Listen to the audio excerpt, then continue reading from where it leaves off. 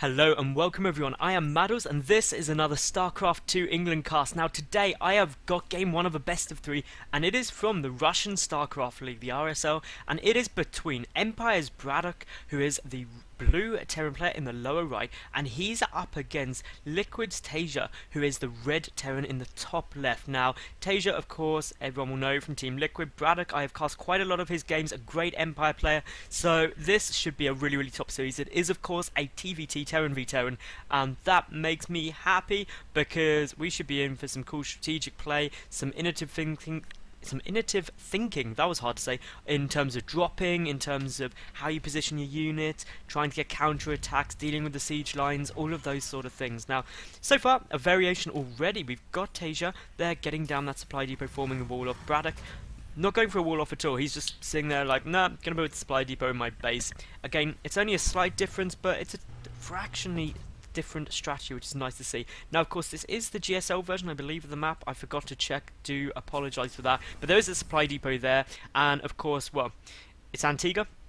Big wide ramp to your natural. The third base can be awkward to hold because of these rocks at the back. You've got a big area here, but it's a nice tank position. I mean, you can stick a tank up there. You can stick a tank there. You can also position like a supply depot there just to give vision, and then it's not too bad to hold for both these players. So wait and see how that goes. Both players getting down similar builds. We do have a gas here out of TaeJa. That of course will help him get up further in the tech ladder a lot quicker than BratOK. So be interesting to see how he utilises that. Could be a Reaper. I mean, a Reaper would be quite a good move in my opinion on this map because they are enforced cross spawns, and well, you can just bounce up here, come in, poke, prod, bounce out again. Everything's nice. So that's my personal prediction of what we should see from TaeJa right now. Of course, BratOK, by skipping the gas, means he'll just have a bit more minerals and get his expansion out first. And judging by the fact that he's up to need 4, well, he's going to get the orbital command obviously, but then he's looking like he's preparing really to gear up to get a quick expansion, and well, he's already up to 300 minerals, so any second now we should see a SCV come down. There we go, literally right on cue to do so. Now there's the TAC lab, of course the SCV scouting there for BratOK. We'll see exactly what's coming down. A second gas coming out now for TaeJa as well. That is very early. You have TaeJa's own scout coming in there and seeing just what is going on. The command center on its way down for BratOK, and already we've got a supply depot here just ready to go down and keep vision of this area because Reaper is what's going to be coming out, and by getting that supply depot you keep vision away from these kind of cloud or smoke dispensers, which means that you know when the Reaper's poking and prodding up, and I think that's a really good move and a clever move by BratOK. Now let me say guys, while these two players are just gearing up, if you like any of my videos, please subscribe because I get a new top level game up every single day. Leave a cool comment about what you think of the games, the players, my casting, anything like that, and of course give the video a thumbs up, that would be great. Now we do have this Reaper on its way over, just coming and have a look around, make sure there's no kind of proxy anything. I mean, barracks or is probably the most logical thing, to be fair. 2 more barracks being added on here, and the first gas only now coming down for BratOK at 4 minutes 30, so quite late. We do have a factory coming down for TaeJa, so this is going to be a very tech-focused build, 1 base against 2 base, and it really is that simple right now. That TaeJa hasn't started expanding or even starting his command center, which basically means he has to do some big damage, otherwise he will get behind. And now we do actually have Nitro Pack coming out here for TaeJa. I don't remember the last time I saw that upgrade out. Obviously Nitro Pack does just make the Reapers move a lot faster. We do at the moment have the Starport coming out, the factory getting some Hellions, so almost a 1-1-1 style build out here, and well, it's going to be quite effective because only Marines on the field right now. The Reapers not going to be able to deal with the Marines head on, so need to be a little bit careful there. But once you start getting Hellions in as well, that's dealing an awful lot of damage to those Marines, and if you get the Starport out as well and get even Banshees, which would probably be the most likely thing off of 2 gas, it can work very well. Now those 2 Reapers are doing quite considerable damage to that command center already. The Marines were a tiny bit slow to come down. We do have a Hellion on its way. Now those Reapers do need to be careful. They do not want to get trapped out and take damage, but very cleverly running away as quickly as possible, using this high ground to their advantage. Third Reaper now in here. We've got a second Hellion on the way. The Starport getting a medevac out, so it's actually going to be for a elevator play, so lifting those Hellions up to bring them up the ramp in with the Reapers as well. And of course BratOK does need to be a little bit careful now, because he is relying incredibly heavily on Marines, is now just starting to get the Marauders, getting a bunker up, as well as moving his natural base back. He knows this is a one base play, or suspects it is, and as you can see, we do have the second command center now started from TaeJa, so that may give him the time he needs in order to catch up economically. I mean, if we look at the worker count, it is actually quite equal. But of course the second mule from BratOK will really help him. But here we go, we've got quite a few units moving in there. You can see the command center has now gone. The bunker is going to finish just in time, but how quickly could that get focused down? Not quickly enough. An awful lot of damage taken there by TaeJa, and as you can see, only 50 more resources lost. Both players not really losing anything in these engagements, even though it seems incredibly stressful and very focused for the moment. Nothing too much going on. A Banshee on its way out for TaeJa, as well as Cloak. Those Reapers are managing to get in. They're going to get quite a few SCV kills here. The medevac coming in as well, just trying to heal them up, and there's a great pickup. One Reaper was killed, but quite a few workers go down, 7 in total. That is actually really quite potent, and that does put TaeJa quite substantially ahead. And TaeJa even here getting a second command center out, a third command center rather, at the same time. So that is going to really allow him to catch up and really pull ahead in terms of the economy right now, and I think that's a great move. Those Reapers still being very awkward. Just got another SCV picked off. That of course has stopped production of the factory, which is going to be very annoying. A Banshee now coming in as well. Of course, Cloak not quite done, still has about 12 seconds remaining. But still, once that Cloak comes, it's going to force a scan at the very least. That's going to be irritating. But look at this push coming out. This is a lot of units right now. The Banshee, if it goes in now, those Marines are so far away, it could take them just an eternity to get back. And in that time, of course, that Banshee is going to get so many kills on SCVs. And here we go, of course, keeping an eye on these units moving across. The Reapers, they are going to get taken out very quickly. But here comes that Banshee now. There is a handful of Marines there, but of course without a scan, well, there goes the scan literally, as I said it, but still more kills going down. The missile turret is on its way to give detection and counteract that Banshee, but TaeJa is just dealing good damage to his opponent's supply. In terms of the harvesters, he's down to 25 to 37 in TaeJa's favour. TaeJa does have that third orbital command morphing in now. That will put him ahead in terms of the orbital commands, but TaeJa, he's got to defend this push, and it's going to be tough because he has not got many units back at his base right now, and this is a very big push from BratOK right now. That tank is on the high ground, which is in a good place. Siege mode is done, but it's not sieged up yet. There it goes. There goes the siege as well, but perhaps not in the best position and trying to move forward. But there's so many SCVs getting killed right here. 7 already down. We need to get a repair on that supply depot, or it will set fire and basically burn itself to death. That orbital command is probably going to get picked off, and that'll be a massive win for BratOK, and that is exactly what he manages to do. If he gets that other orbital command as well, that'd be a massive win, but it all depends on the siege tank position. Does not want to take siege tank fire right now, because that is of course losing units for nothing, and that is not at all what you want to do. But currently TaeJa, he's about 1,000 more resources lost compared to his opponent, and that has somehow TaeJa is still ahead in terms of the worker count, but only by a few. And of course this tank sieging up is a very nice position, is cleaning up this push for the moment, but as you can see here, a third command center being built now by BratOK, which will bring him ahead. And this game is getting pretty damn crazy actually. I mean, there are some really cool things going on, and I love the way both players are not afraid to be aggressive. It is not the TvT that is stereotyped, that they both just turtle up until the entire map is mined out. This is really good aggression. Good play by both of these guys right now. And just taking a look down, obviously we do have siege mode done. We do have another Banshee on its way. The previous Banshee is still up somewhere. Where are you, Banshee? Let's take a look. Here we go. Just sitting there poking and prodding around, getting a couple of Marine kills. Doesn't really want to waste another scan, because of course every scan you spend isn't a mule. And mules are effectively, I'm trying to remember off the top of my head, 225 minerals is basically what a mule mines, I believe, before it runs out of energy. Either way, that is an awful lot, and not something you want to give up lightly. And well, this Banshee is just being a complete pain, and of course trying to dodge the detection of those missile turrets, and is doing a very nice job of it actually. And we should have that second Banshee somewhere quite soon. I'm not quite sure where it's gone at the moment. It has actually been killed, actually, surprisingly. So that is a bit of a loss there. But of course, this Banshee is just getting kills literally everywhere right now. Scan goes off. The second Banshee does get picked off, but that more than paid for itself. It did so much damage. And looking at the worker count, TaeJa yet again pulling ahead in terms of the worker count. 19 killed compared to 10 in TaeJa's favour. BratOK is trying to deal that damage, but not quite quickly enough. We do have what is effectively 2 medevacs worth of units here, and obviously the 2 medevacs there as well. Great siege tank position though by TaeJa. He's just spreading them out literally everywhere. There's nowhere that drop can come in without taking huge siege tank fire. TaeJa also getting up blue flame, getting on 2 additional factories, so going slightly more mech heavy compared to the much more traditional infantry and tank, well, marine tank style out of BratOK. BratOK is of course getting up that second engineering bay.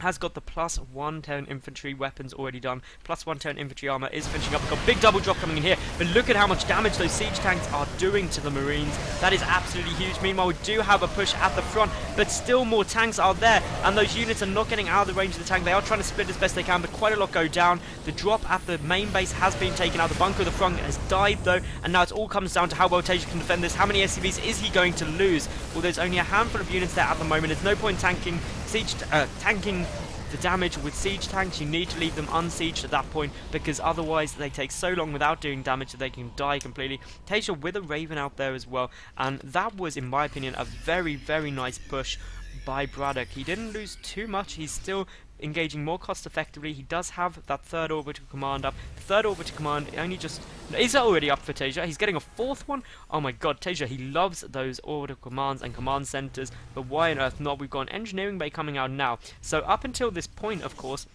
we are aware that TaeJa hasn't got any upgrades. That's compared to the 1-1 upgrades already finished for BratOK, but BratOK doesn't have an armory, so can't start the 2-2 as far as I'm aware. Oh no, he has got the armory up somewhere now. Where is that? There we go. So the 2-2 upgrade should start soon with the double evolution chamber. Shouldn't take too long. TaeJa now getting up the double armories to start increasing the upgrades on his mech units, which is the focus of his army right now. And well, this is an awful lot of medevacs. It's just 1 tank in there though for BratOK right now. The Marines are going to be quite potent, but it all comes down to the positioning of these tanks. A great siege line across here. Absolutely great spread. It means that if a drop does come down, it's going to take so much damage. The rocks behind are trying to get taken off, and that barracks is going to go and scout right now, because why not use a scouting barracks, building a missile turret there as well to detect any drops. And the rocks being taken out, I think, is a good move. You don't have to do damage with it, but it just gives you another option or path of attack later on in the game should you want to utilize it. I have to say, compared to early game where TaeJa was really the aggressor, BratOK seems to be the one now who is going for pressure, pressure, pressure. These tanks should get a good siege position shortly, and, well, now we're going to see a case where that orbital command does turn around, or at least should turn around very quickly. It does not want to fly over here into all the Marines. There we go, TaeJa did notice, luckily. He's got a couple of Vikings up as well, and look at this, Hellions taking out a tank. When was the last time you saw that? Of course, those Blue Flame Hellions, if they do run into just this Marine-only ball, would be very, very potent. And, well, there's a massive drop coming in here. The tanks are in there, the Marines are in there, the Marauders are in there. Literally, the entire army is in those medevacs, but only a handful of Marines. The Vikings coming over. If the Vikings got some kills, that'd be brilliant. But the Hellions, in my opinion, should just go, go, go right now, because there's nothing in terms of defense, just a handful of Marines, which that many Blue Flame Hellions would take out very quickly. And the medevacs will not be able to get back there quickly enough, in my opinion. And, well, this could be all very, very quick. But actually the medevacs do manage to drop everything, and those Hellions need to get out of there very quickly. I would not engage that army because, of course, the siege tanks are down in there, as you can see, and that is going to deal some big damage, and quite a few Hellions were picked off there. And TaeJa, he is coming back into this game. They're leveling up in terms of how cost effectively they are engaging. That barracks moving over as well. But for the moment, it's 3 base v 3 base. But there is this 4th orbital command out for TaeJa, which BratOK does not have at the moment, so that again is a mule disadvantage. TaeJa's still 3 workers ahead. He's getting the 1-1 vehicle upgrades out. That's, of course, compared to the 2-2 infantry upgrades for BratOK, as well as the +1 vehicle weapons. So this is a pretty upgrade heavy game. We're getting now into the later stages where it all comes down to army positioning, and it's a completely different playstyle, which I really like. We've got a complete mech army against what is the standard marine tank. Now, these marine tank armies does have to be careful, because if it gets caught out of position and these Hellions were to go, say, up into the 3rd base, they could pick off an awful lot of SCVs very, very quickly. And by getting trapped over here, they do need to watch out, because obviously that would not be fun times. Quite a few Vikings just sitting up here ready to pick off some damage. We've got a Sensor Tower on its way out for TaeJa. I think that's a good move to see army positioning. These Marines just spreading out literally as best they can as they're dropping out the medevac. Do have a little drop going down here, but just missile turrets will prevent any drops coming into the 3rd right now, as you can see here as well for BratOK. And, well, just 1 Marine patrolling. We do have the 4th command command center on its way out, and now we've got BratOK coming over, trying to do an awful lot of damage, and well, he very well might do it, but we're gonna have a massive engagement. The siege tank is not up, and well, those Hellions, if they just go for it, they should be able to get stupid amounts of Marines. Look at the splash damage done by Blue Flame right now, and TaeJa is engaging so well. Yes, all the Hellions go down, but now it is literally just left to all of his tanks, and with just a handful of Marines, it will be tough. Basically, tanks only against Marines don't engage too well, and TaeJa has now lost pretty much all of his armor. He came out a lot worse there. The Hellions did a great job, but they should have hugged up a bit tighter, and really now TaeJa is in big problems because with so many barracks on the field, so many reactors on them as well, that resupply of Marines is going to be lightning quick. We do have a scan going off here just from BratOK, so he's aware of exactly what's going on, picking up one dropship's worth of units, and could actually come and drop into the main base, but of course so many Vikings there, needs to be careful, does not want to lose medevac for nothing. One goes down, never a good time. We do of course have that Raven out, can get the point defense drone out, can get the no seeker missile though research or anything like that. Those missile tides taken out, provision of the high ground being granted by the medevac. We do have a drop coming down here as well, but the Hellions do manage to clean that up. The fourth base has been taken now by BratOK and is just moving his armies around, and TaeJa is really pinned back to his bases. He cannot move out, he cannot be an aggressor, and that is not a good spot to be because of course BratOK is taking a fourth base, he's getting a base up right now, and well, here we go with some big engagements. The Vikings landing, just trying to engage as best they can. But BratOK looking to be in a good spot, but the tank numbers and Hellions are now swinging in TaeJa's favour. The momentum of that push went down very quickly. Trying to push into a siege line is always a suicidal move and lets you drop on straight on top of it to prevent any kind of damage. Now, the SCV transfer coming down, a planetary fortress at the fourth of BratOK, that's a good choice. But in terms of command center count, well, 1, 2, 3, 4, 5, 6 command centers I can see out for TaeJa compared to the 4. So that is a lot more, and now we've got big engagement in the middle again. This watchtower so critical to keeping the tanks not even sieging up. One at the back has sieged, but those tanks, they just push forward and try and do damage as quickly as they can. Should be able to clean this up fairly easily, and suddenly things swinging very much so in TaeJa's favour, and he has got that centre position, defending the fourth base as he needs to do.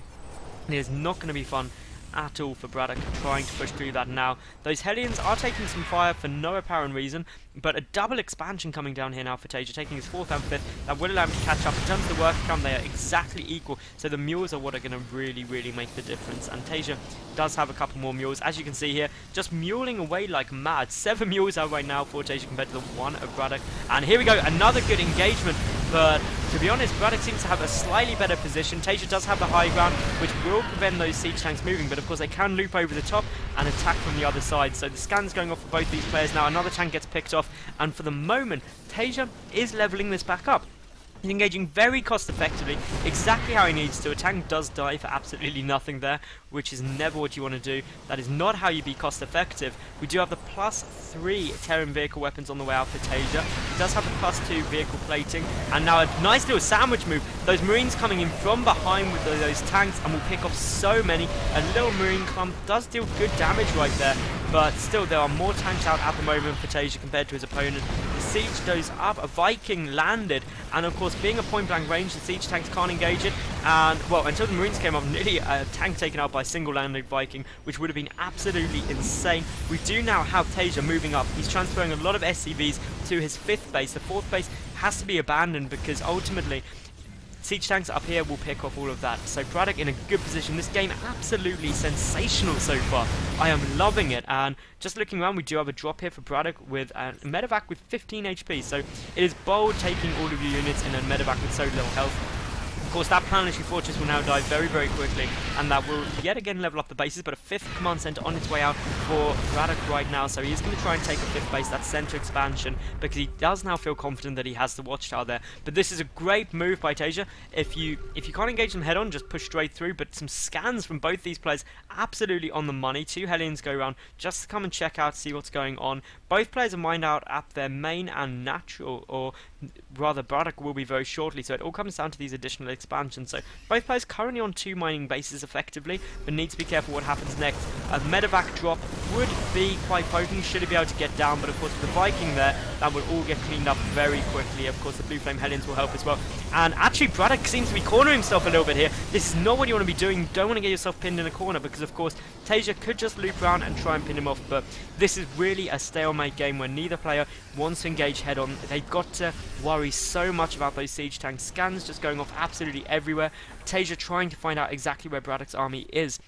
And of course just a handful of Marines will come over, but the center tower will deny them completely, and just so many Hellions on the field right now. How many even are there? There's a grand total of 25 Hellions. That is absolutely crazy, and well, why not? It works. Blue Flame Hellions wreck Marines, but still both players sticking for a similar strategy. The air dominance is definitely there for TaeJa with the 5 Vikings compared to none. That will help him deal with the medevacs and keep their numbers down, but a small little group of units trying to come through here. The tanks do manage to siege up, and the Hellions, they're going straight in. They one-shotted a tank then. That is absolutely crazy. Mass Hellion is good herped up, and all the Marines are going to get cleaned up apart from one, just letting the tanks get in there.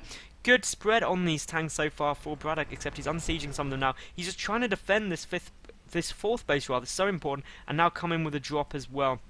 But there is the medevac there, another drop coming in for BratOK, trying to land directly on top of that tank line. That's a good move. We do have the Hellions down here all sieged up, but well, while we do have the Viking trying to clean everything up, the tanks will destroy themselves. That is never fun times if they just start shelling themselves. And BratOK with a great engagement, but TaeJa has such better supply right now.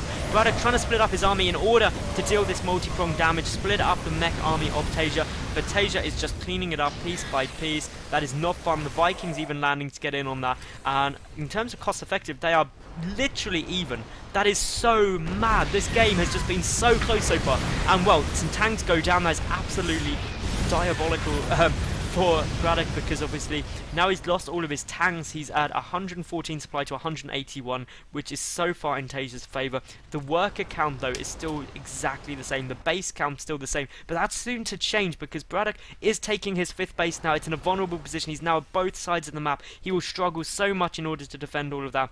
But here comes some tanks, and well, that planetary fortress, that is gone.